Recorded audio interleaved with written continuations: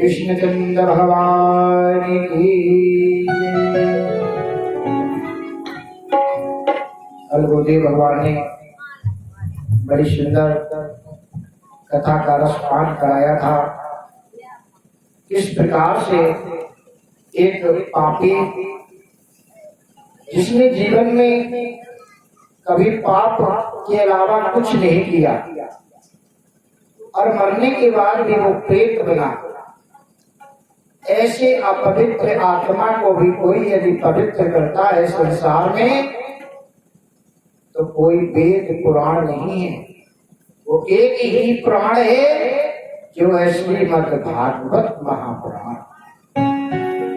जिसने ऐसी आत्मा का भी उद्धार कर दिया है, जिसने जीवन में पाप के अलावा कुछ नहीं किया, वैष्णव के द्वारा उसका मरण हुआ और मरण भी कैसे हुआ? अकाल मृत्यु। कहते हैं संसार में जो अकाल मृत्यु मरता है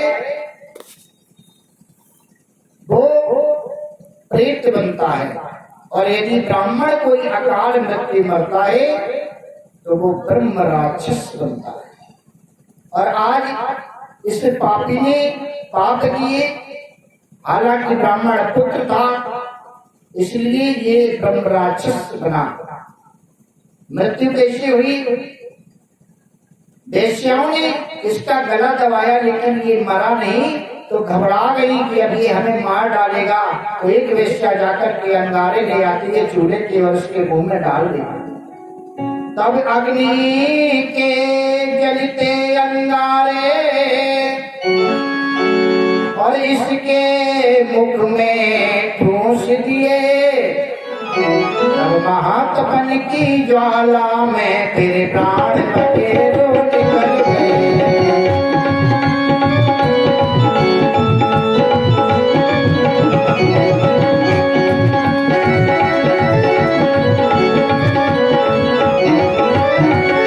आज जब प्राण पखेरु निकल गए तो ये प्रेत बन गया, और प्रेत बनने के बाद में भटकने लगा।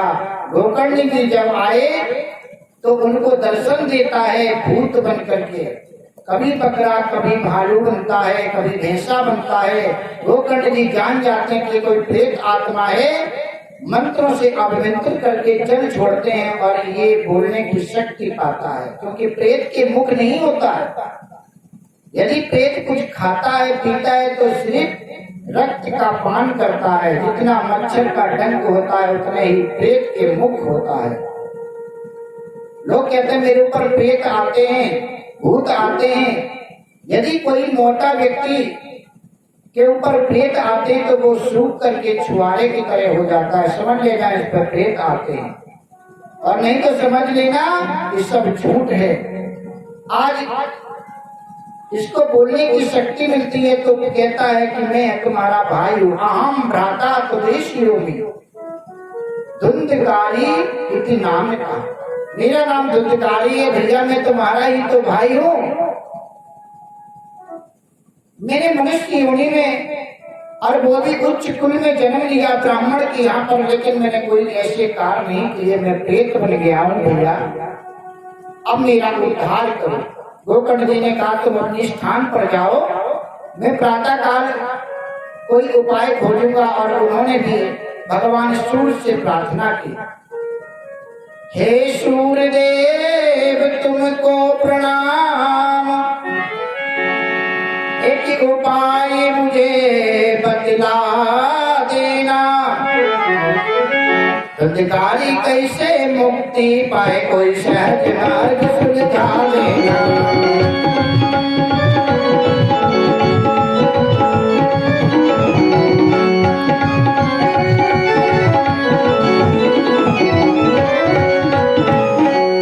वेद पुराणों में गोकर्ण जी ने देखा कि कुछ भी ऐसा नहीं है जिससे इनको मुक्ति मिले, तो सूर्य भगवान से संध्या करते समय प्रार्थना की कि प्रभु हमें कोई ऐसा उपाय बताएं जिससे हमारे भाई की मुक्ति हो जाए। तो सूर्य भगवान को भी कुछ नहीं सूझा, क्योंकि संसार में इनको मुक्त करने वाला कोई उपाय सूर्य भगवान को दिखाई नहीं पड़ा। तो उन्होंने कहा सिर्फ एक ही उपाय है, क्या?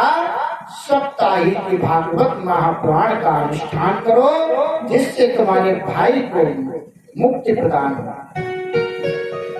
आज गोकर्ण जी आए और उन्होंने भागवत महापुराण का अनुष्ठान किया। सभी ने ध्यान लगा करके भागवत सुनी और साक्षात भगवान का पुष्पक विमान आया सभी को लेने के लिए। सुखदेव जी कहते हैं ऐसी महाभारत पुराण है जो ऐसी ऐसी आत्मा को भी तार देती है। इसलिए जगह जगह पर भगवान की कथा होती है, तो सिर्फ भागवत महापुराण होती है। इतनी कथाएं और कोई नहीं होती, 18 पुराण हैं, लेकिन कोई कथा इतनी नहीं होती है जितनी की भागवत कथा। लोग अपने पितरों को बैठा करके आते हैं तब भी भागवत कथा सुनते हैं, क्योंकि हमारे पितर ये सुन करके मुक्त हो जाएंगे और वैकुंठ में वास करेंगे। सुखदेव जी कहते हैं राजन, भगवान की कथा किस प्रकार से सुननी चाहिए इसका भी नियम है। हम अपने यहाँ पर अनुष्ठान करें तो अपने दुश्मनों को भी, जो हमारे मिलने वाले हैं, उनको निमंत्रण देना चाहिए। लिखा गया है देशे देशे तथा सेयम् वार्ता प्रेष्या प्रयात्रतः भविष्यति कथा चात्र आगन्तव्यं कुटुम्बिवम्। कहते राजन, अपने बंधुओं को बुलाना चाहिए कि भगवान की हमारे ऊपर कृपा हुई, क्योंकि बिना भगवान की कृपा से भागवत सुनने को क्या देखने को भी नहीं मिलती। हमारे पास लाख करोड़ रुपए होते हैं, फिर भी हमारे पास इतना समय नहीं होता है कि हम सत्यनारायण की कथा सुन लें। हम विवाह करते हैं, विवाह के बाद में बेटी के विवाह के बाद में सत्यनारायण की कथा सुननी चाहिए, लेकिन हमने ऐसे ऐसे विवाह कराए, जब बेटी के विवाह की कथा करने लगे तो उनकी अम्मा बोली भगवान पंडित जी हमारी भी कथा कर दीजिए। हमने कहा आपकी कौन सी कथा? कहने लगे मेरे विवाह की अभी तक कथा नहीं हुई। हमारे माता पिता ने अभी तक कथा नहीं सुन पाई तो इसी में मेरी कथा कर दीजिए। समझ लीजिए, उनकी बेटी का विवाह हो गया, लेकिन उन्होंने सत्यनारायण की कथा उनके माता पिता ने नहीं सुन पाई और नातिन का विवाह हो गया। तो हमें जीवन में इतना समय नहीं मिलता है, क्योंकि हमारे पास यदि पैसा होता तो समय नहीं होता है। हमें समय हुआ तो हमारी पत्नी को समय नहीं, हमारी पत्नी को भी समय है तो बंधुओं ने कह दिया कि अभी विवाह है फलानी जगह, हमारे यहाँ अभी कथा ना करो। कोई ना कोई काम ऐसा विघ्न आ जाएगा कि भगवान का नाम हम सुनने से वंचित रह जाते हैं। इसलिए हमें जब भगवान की कृपा प्राप्त हुई तो हमें ये भागवत कथा करने को मिल गई, इसलिए इस कथा में आप सादर आमंत्रित हैं, क्योंकि शायद मेरी वजह से आपको भी प्रभु का नाम सुनने को मिल जाए। इसलिए देशे देशे हर जगह जहाँ पर आपके बंधु बांधव रहते हैं वहां पर कथा का निमंत्रण भेजना चाहिए। फिर कथा कैसे सुननी चाहिए? पवित्र होकर के। लोगों ने कहा कि मैं पवित्र नहीं हूँ, नहीं आप पवित्र हैं, लेकिन आत्मा मरुत रूपम ही, जिस प्रकार से मेरी आत्मा प्रभु रूप हो जाए, रुद्र रूप हो जाए, इसलिए मेरी आत्मा आज कृष्ण रूप हो जाए, ताकि मैं भगवान की कथा सुनूं। सत्यम शोचम दया दानम मौनमार्जवम विनयम तथा उदारमानसं तद्देवं कुर्यात् तथाव्रते। सत्य बोलना चाहिए, मन में दया का भाव रखना चाहिए, और इन हाथों से जो भगवान ने दिए इससे दान करना चाहिए। कथा के समय सत्यम शौचम दया दानम का पालन करना चाहिए। एक वक्त का भोजनम, एक टाइम भोजन करना चाहिए। सुखदेव जी कहते हैं राजन, यदि सामर्थ्यवान है तो उसको मौन व्रत लेकर के कथा सुननी चाहिए। अगर नहीं सामर्थ्यवान है तो जल पी के कथा सुननी चाहिए। फिर भी नहीं तो दूध पी के, पया पानम, घृत पी के घृतम पानम, घी पी करके कथा सुननी चाहिए। यदि कुछ भी न बने तो एक टाइम भोजन कर ले। परीक्षित जी खड़े हो गए कि यदि एक टाइम भोजन से भी काम ना चले तो क्या करें महाराज? कहने लगे तो 2 टाइम भोजन कर लीजिए, सुबह करिए, शाम को करिए और कथा सुनिए। इससे काम ना चले तो कहने लगे 3 टाइम भोजन कर लो, सुबह खाओ, दोपहर को खाओ, फिर शाम को खाओ। अब हमें कथा सुननी ही नहीं है तो फिर हम कुविचार रखते हुए वार्तालाप करते हैं कि इससे भी काम ना चले तो व्यास जी को कहना चाहिए कि यहाँ से तुम जाओ, सुनो चाहे ना सुनो। लेकिन नहीं, जो संत होते हैं, संत हृदय नवनीत समाना, संत कभी अपने भक्तों का, प्रभु के भक्तों का केवल मन में एक ही भाव रखता है, उद्धार का। इसका कैसे उद्धार हो, इसका कैसे कल्याण हो, क्योंकि संत नाम कल्याण का है।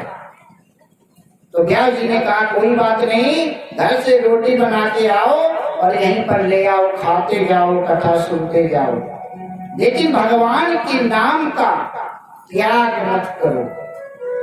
रोटी खाते खाते भी तुम यदि मर गए तो सीधे वैकुंठ को जाओगे।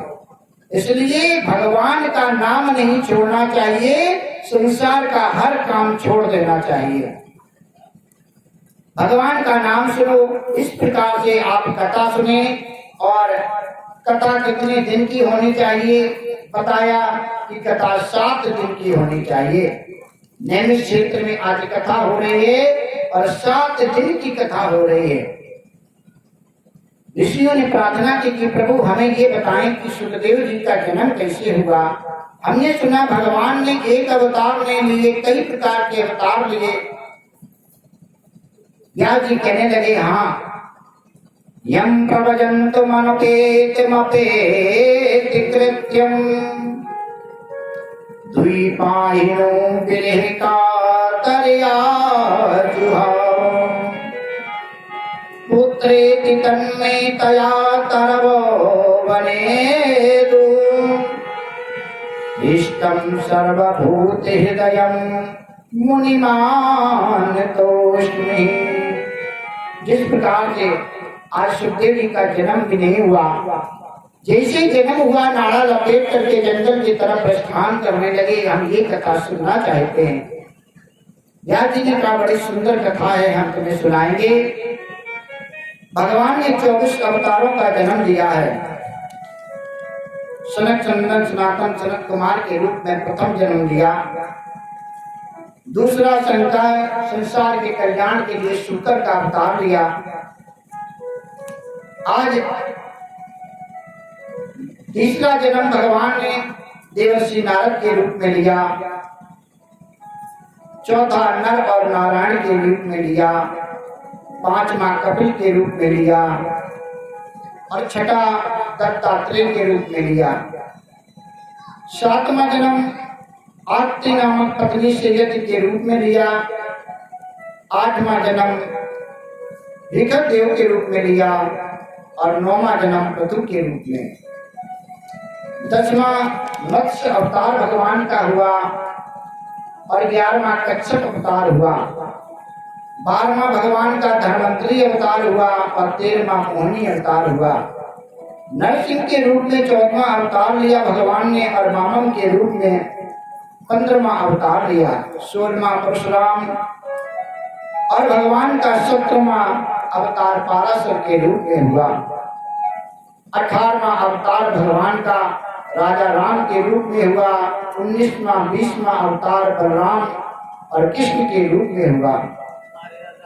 21वां अवतार अर्जुन के पुत्र बुद्ध के रूप में हुआ और 22वां अवतार कटिक अवतार होगा, लेकिन इसको 34वां अवतार बताया गया क्योंकि 2 रूप हंस और हयग्रीव के रूप में भगवान के अवतार हुए हैं। सुखदेव जी कहते राजन, अब हम तुम्हें बताते हैं किस प्रकार से सुखदेव जी का जन्म हुआ। एक समय की बात है कि नारद जी अपनी पीड़ा लेकर के भगवान शिव से मिलने के लिए कैलाश पर्वत पर गए। और नारद जी जब चलते हैं तो कभी भी शांति से नहीं चलते।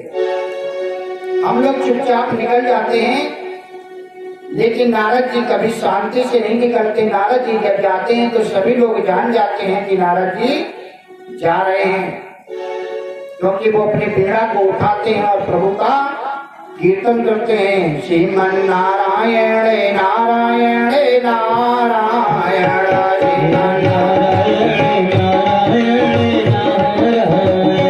श्रीमन नारायण नारायण श्रीमन नारायण नारायण नारायण श्रीमन नारायण नारायण नारायण श्रीमन नारायण नारायण नारायण श्रीमन नारायण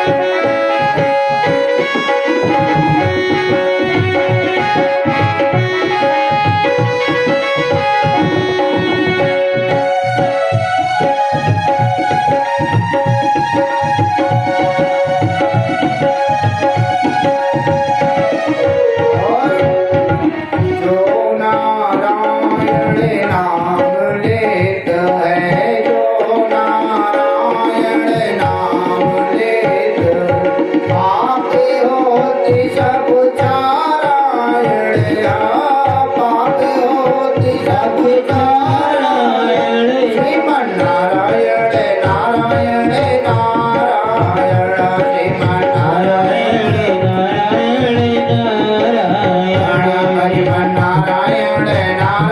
नारायण नारायण नारायण नारायण हरिमन नारायण नारायण नारायण हरिमन नारायण नारायण नारायण हरिमन नारायण नारायण नारायण। बोले कृष्ण भगवान की। आज नारद जी ने बीड़ा उठाई और नारायण का नाम जपते हुए कैलाश पर्वत पर पहुंचे।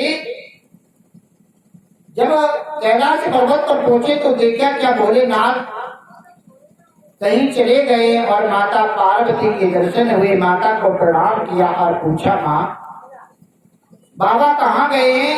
मैया ने कहा बाबा कहीं काम से चले गए हैं। नारद जी ने कहा कहाँ पर गए हैं? तो मैया ने कहा बता के नहीं गए।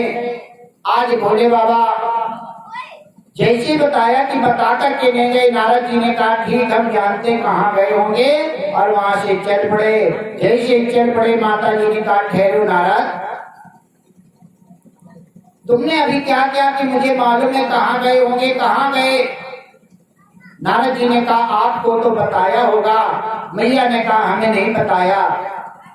नारद जी ने कहा हम आपको ये तो नहीं बता सकते हैं कि कहाँ गए, लेकिन आपको एक उपाय बता सकते हैं जिससे आपको मालूम पड़ जाएगा कि कहाँ गए।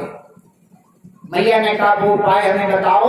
तो नारद जी ने कहा कि मैया जब बाबा आए आपके पास तो बाबा से सबसे पहला प्रश्न करना कि हमें ये बताइए कि आपके गले में जो ये माला पड़ी हुई है ये किसकी है और आप इसे क्यों धारण करते हैं? जैसे ही आप ये प्रश्न करेंगी बाबा आपको बता देंगे हम कहाँ गए थे। अब मैया इंतजार करने लगी बाबा का और जैसे ही बाबा आए